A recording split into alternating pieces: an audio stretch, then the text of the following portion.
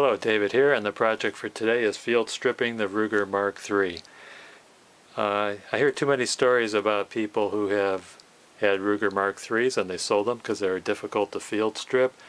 Many others have reported they won't even buy them because they heard problems with them field stripping the Mark III. If you saw my video on the Beretta Model 71, it was so easy to field strip. It was just a matter of flipping a lever, and the slide and barrel assembly comes right off the frame.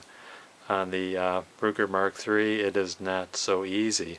It is more difficult, and I can respect people that don't have the mechanical aptitude nor the patience to work on it, but I think if you could change the oil in your car, it'd be pretty easy to field strip the Ruger Mark III. For one thing, if you're just going to have a light day of shooting, you don't even have to field strip it. You can lock the action open, and you could run a patchworm or a bore snake down the bore, and you can use a Q-tip or your finger in a rag to clean out the chamber and the face of the bolt. Other people have reported that they wouldn't buy the Mark III because they were concerned about the lawyer changes made to the Mark III, where there's a magazine disconnect and there's a loaded chamber indicator, and I fell in that group as well. I wanted a Mark III for the longest time, but I didn't buy one because of those issues, and I learned on the internet forums that there's workarounds for that. There's a loaded chamber indicator filler that you could put in, and also you could take out the magazine disconnect, and makes it more like the Mark II. Some of the other differences between the Mark I, Mark II versus the Mark III excuse me, is that the Mark I and Mark II were built a little more loosely. The Mark III is a very tight pistol, and that's not a bad thing, it's a good thing. In most cases, a tight pistol is usually more accurate. However, the tightness in the pistol makes it more difficult to take it apart, and that's where the difficulty arises. The more times you take it apart, the looser it gets, and I don't really recommend doing that. I think you should keep it tight and just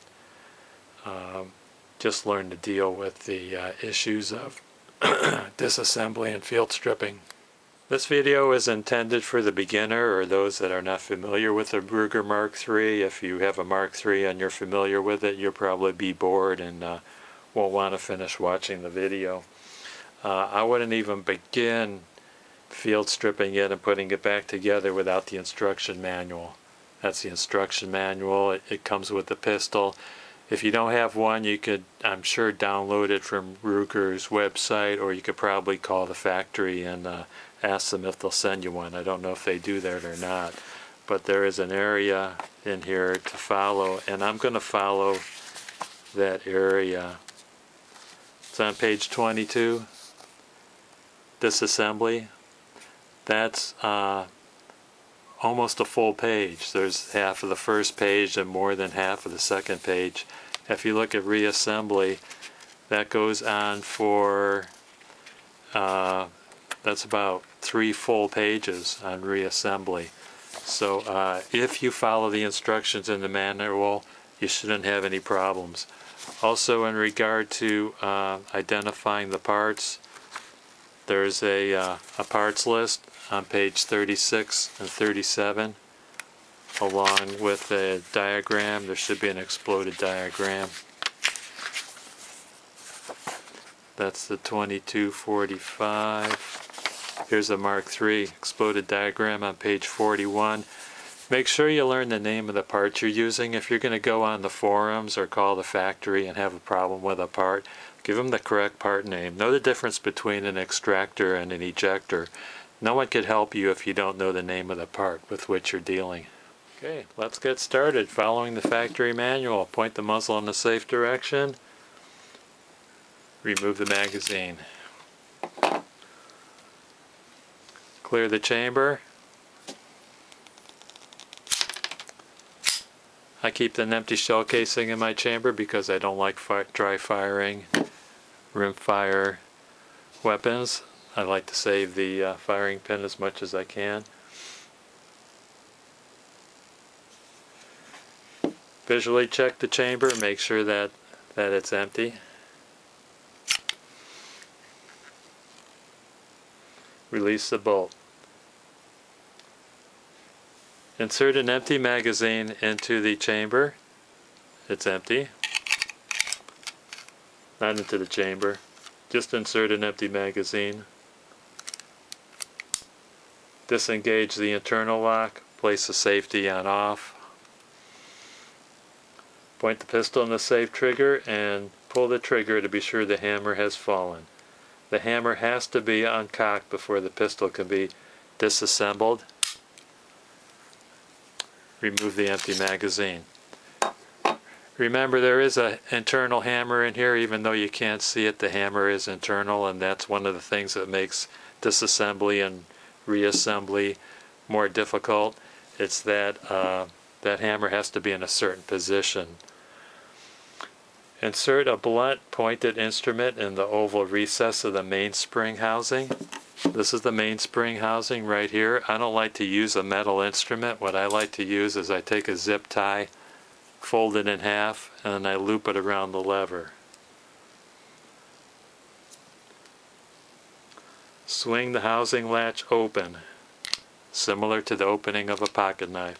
That's what this part is. It's the housing latch. Some people like to use a paper clip. Do what you're most comfortable with. Swing the entire housing outward on its pivot and pull downward, removing the mainspring housing and bolt stop pin. With new pistols, it might be necessary to lightly tap with a plastic hammer and wooden dowel on the top portion of the bolt stop. That's the bolt stop right there. It protrudes above the receiver. So tap on it while pulling downward on the mainspring housing. Be careful not to damage the rear sight. There you go. Mine's a little bit looser because I have taken it apart a few times. A brand new pistol will be more difficult to take out, and you might have to lightly rap on it with a mallet. But that'll go away after a few disassemblies. I know using a mallet on a pistol, if you're coming from the Glock world, is unheard of. In the Glock world, a mallet never touches a pistol, but it's just a little bit different here. Fully insert the empty magazine into the frame. Point the muzzle upward in the safe direction. Pull the trigger rearward. The bolt will drop out of the receiver or could be easily removed. And it came out. Remove the empty magazine.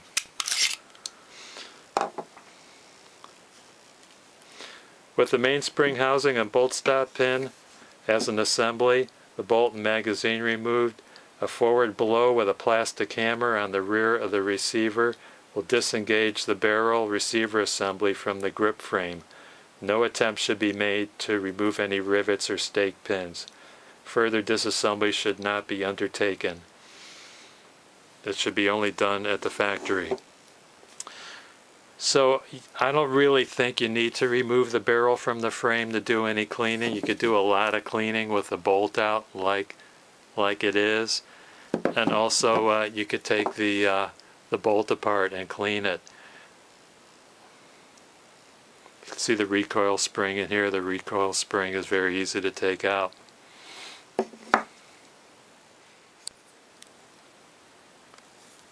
This pin over here is the firing pin stop. Take a close look at that. Make sure it's a solid pin. It is very easy to take out. You need to take it out if you're going to remove the firing pin. But if you find a hollow pin in there, that means it's a roll pin. And you should call the factory and let them know you've got one of those and you want a replacement. They might replace it for free. I don't know how the factory's handling that. But the roll pin was used when the factory ran out of the solid pins and they wanted to keep production going. They were putting roll pins in there. A roll pin will work temporarily, but eventually it will start bending towards the front of the pistol.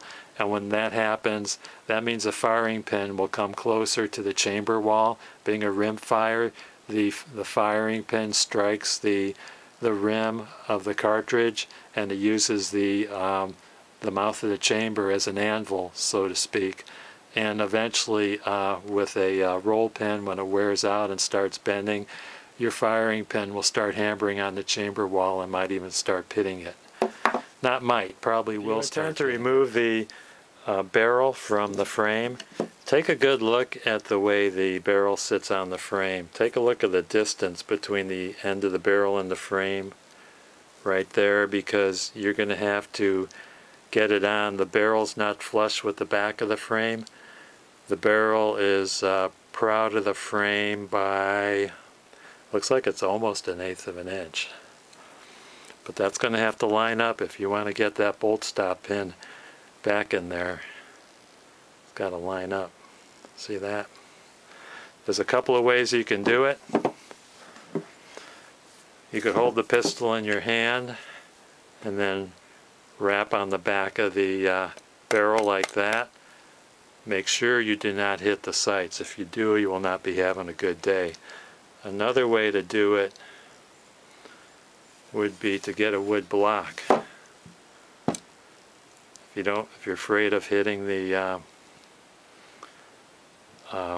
sights, you could rest it on the wood block and then hit the frame like here. Make sure you use plastic or rubber. Do not use a metal mallet. Whoop, good catch, Dave. There we go. That's what it took to remove it. Okay, when you put it back together again, some people recommend putting a little bit of anti-seize underneath the hook here.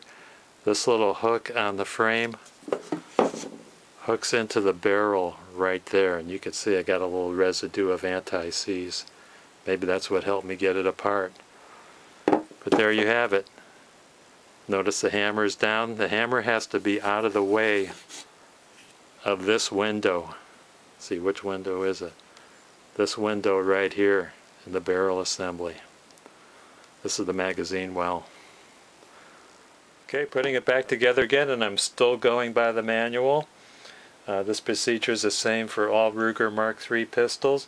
Be certain the pistol is free of cartridges, and the safety must be in the off position.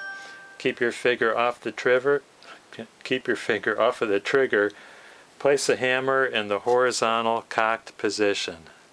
So the hammer is horizontal and cocked. The hammer is visible by looking down on the grip frame, and it is a rectangular object inside the grip frame near the rear. Of course, that's it right there.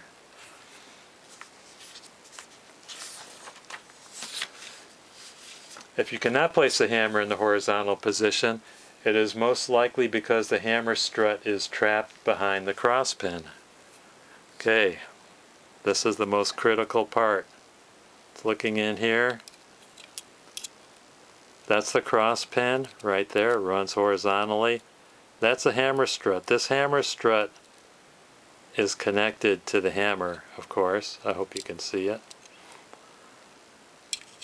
Right in there. Right now it's resting on the cross pin. That has to set inside of this little piece inside there.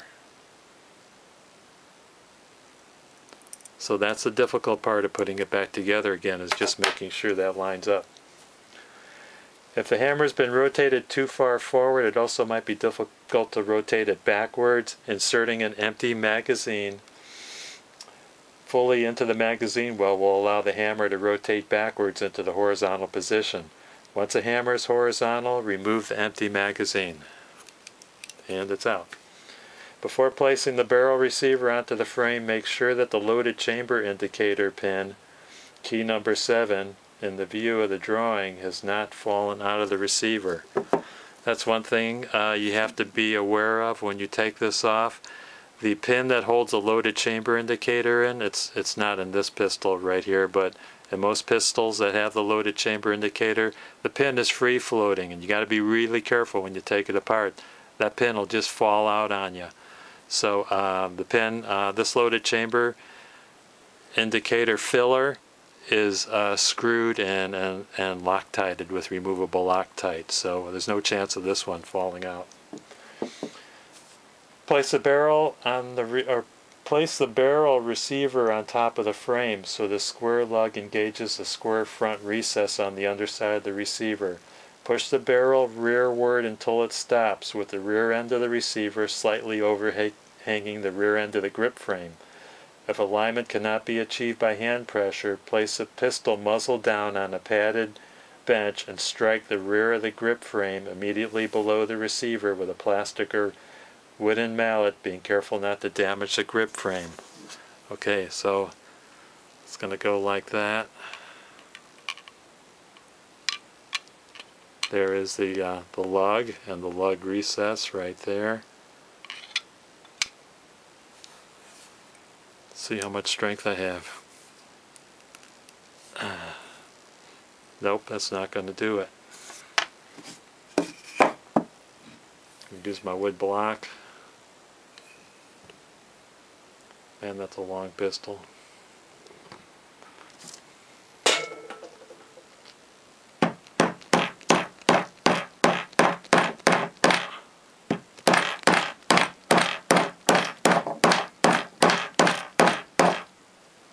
Okay, I was using the rubber end of the mallet.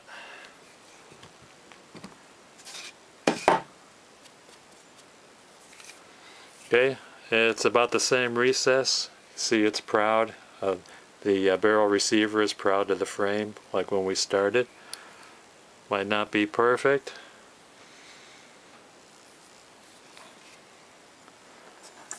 One way to check is to take the bolt stop pin, run it down from the top. Okay, let's go back to the directions. Fully insert the empty magazine back into the magazine well. Point the muzzle up in a safe direction and pull the trigger.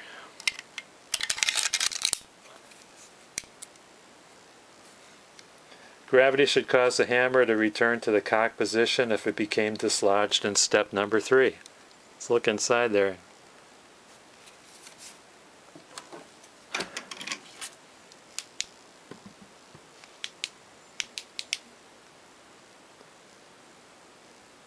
See, the hammer is still in the rearward position. If not, reach into the rear of the receiver and push the hammer back down into the flat horizontal position. When the hammer is in this position, remove the empty magazine. Be sure the bolt stop is in the down position. If it is not, you will not be able to insert the bolt into the receiver. Before sliding the bolt into the receiver, be certain that the firing pin stop, key number 18, the small pin in the bolt, has not moved.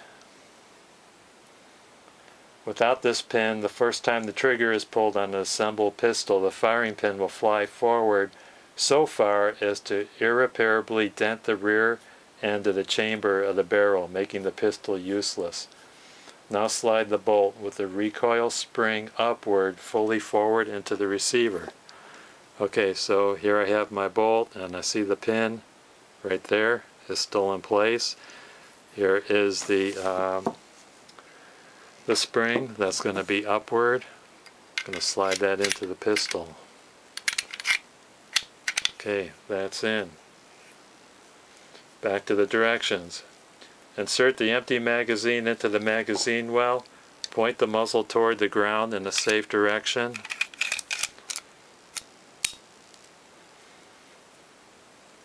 And pull the trigger. The hammer should fall to its full forward position. If it does not, retract the bolt partially and manipulate the hammer through the slot in the rear of the frame until the hammer is in its full forward position.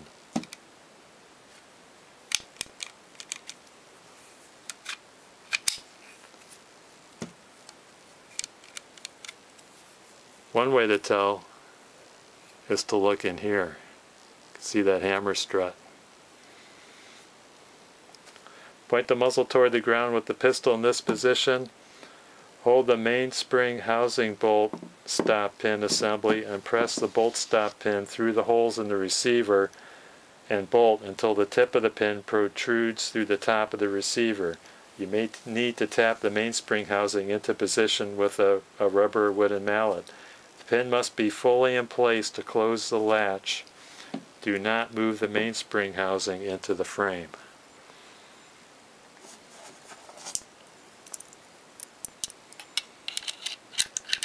It said do not yet move the mainspring housing into the frame.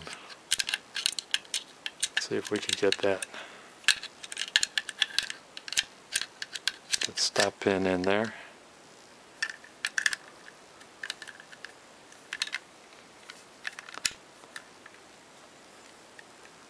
Okay.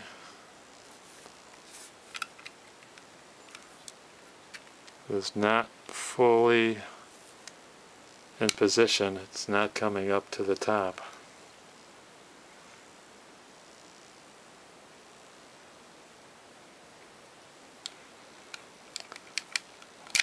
I think what I'm going to do is give it another wrap to make sure that the barrel receiver is fully in position. I'm just going to hit the front of the pistol.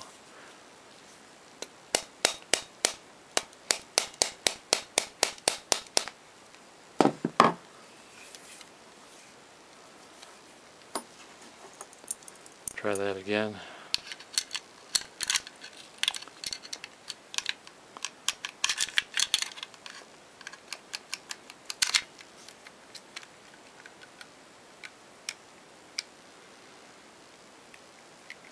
Okay, now that was with the muzzle pointed towards the ground when you're supposed to put that in. Wiggle it because we want the hammer strut to be down.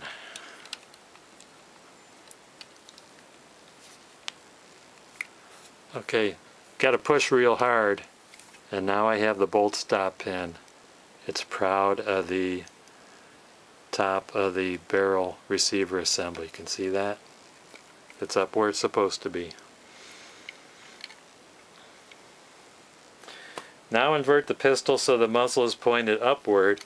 Make sure you can see the hammer strut when you lift the housing up. And I could see the hammer strut. It is right there. See that?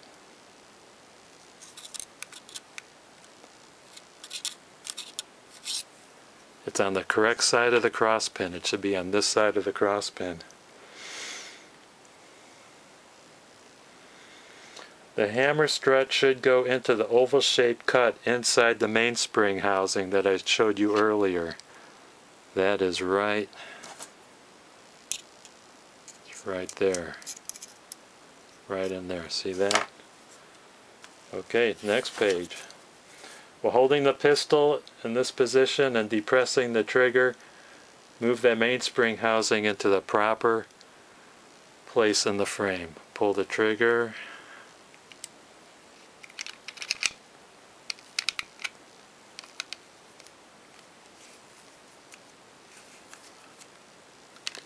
Hey, guess what I forgot? No wonder why it was so easy. Look what I forgot to put in.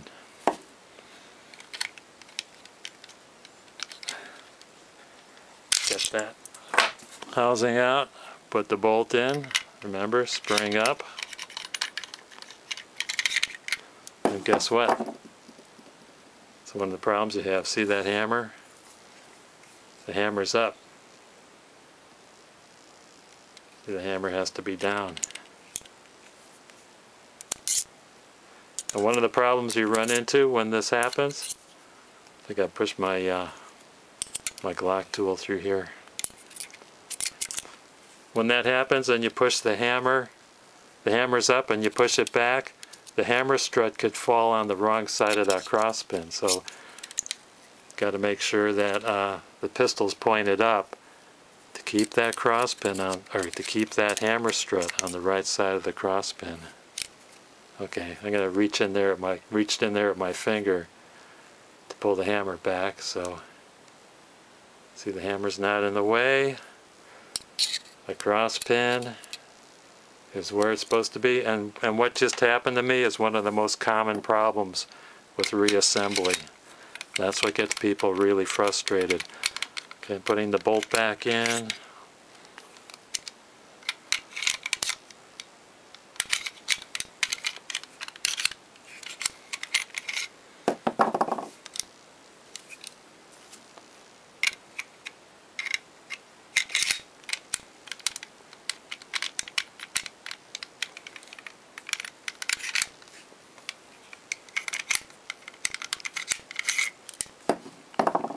Okay, what's going on there? I think I need to take the magazine out. Okay, magazine's out, hammer's down. Okay, there we go. I had to pull the trigger back, got the bolt in with the spring up. Okay, let's try again with the bolt stop pin. I got that pushed up, and the pin is proud. It's sticking up above the receiver. I'm going to go back to this step. I could see my my strut. Looks like my strut is looking for the oval well. See that? Let's try to close this.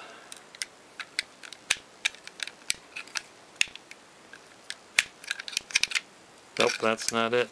It's trying to pull down.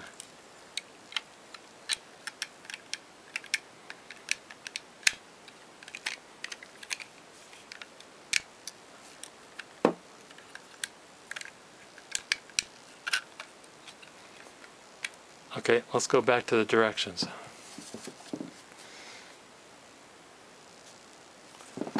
Hold the pistol up, depress the trigger, move the mainspring housing in the proper place. I can see the hammer strut.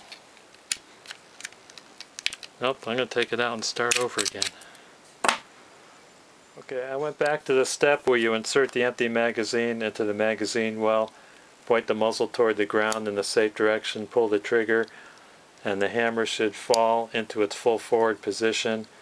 And if it does not, retract the bolt partially and manipulate the hammer through the slot in the rear of the frame until the hammer is in its full forward position. So my hammer wasn't forward, so what I did was I just took my Glock tool and I pushed it forward by pushing that with the pointer, the Glock tool. So now the hammer is forward. Point the muzzle toward the ground with the pistol in this position. Hold the mainspring housing and bolt stop pin assembly. Press the bolt stop through the holes in the receiver until the top of the pin protrudes from the top of the receiver.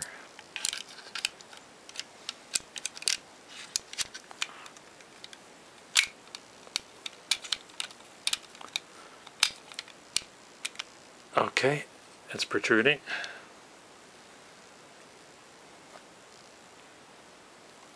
You might need to tap the mainspring housing if you have to with a rubber wooden mallet. And this pin must be fully in place to close. Do not yet remove the mainspring housing from the frame. Now invert the pistol so the muzzle is pointing upward. Make sure you can see the hammer strut when you lift the housing up. And yes, the hammer strut is there. And the hammer strut should go into the oval shape cut inside the mainspring housing, which I just showed you. Hold the trigger to the rear.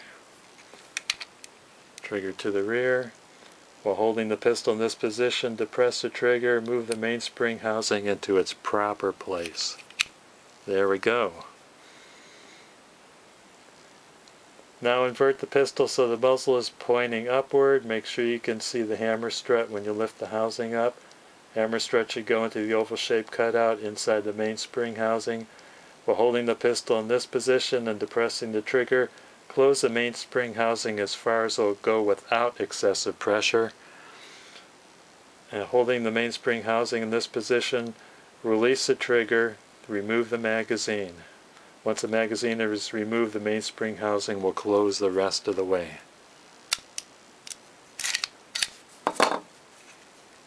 And one important thing, if you don't have it right, you won't have spring pressure here. See, there's a spring pressure pushing out on this. If it's not in there right, that means a strut is not resting against the spring in the main spring housing, and you have to do it again. You got to make sure that strut is in. You have to make sure that strut is in the oval recess inside here, because there is a spring in this main spring housing. Once you push that close, hold it down, and then you can push this this lever closed. That's it. The housing can now be snapped shut, completing assembly. Spring pressure should be felt before the housing is fully shut if the internal parts are correctly aligned. To determine if reassembly was performed correctly, pull the bolt backward and verify that it opens fully. Yep, it opens fully. If not, open the latch and repeat the steps. Replace the empty magazine. And you know me, I'm freaky about dry firing 22s. I'm going to put that empty shell in there. Fire on the empty shell. Get in there. Get in there.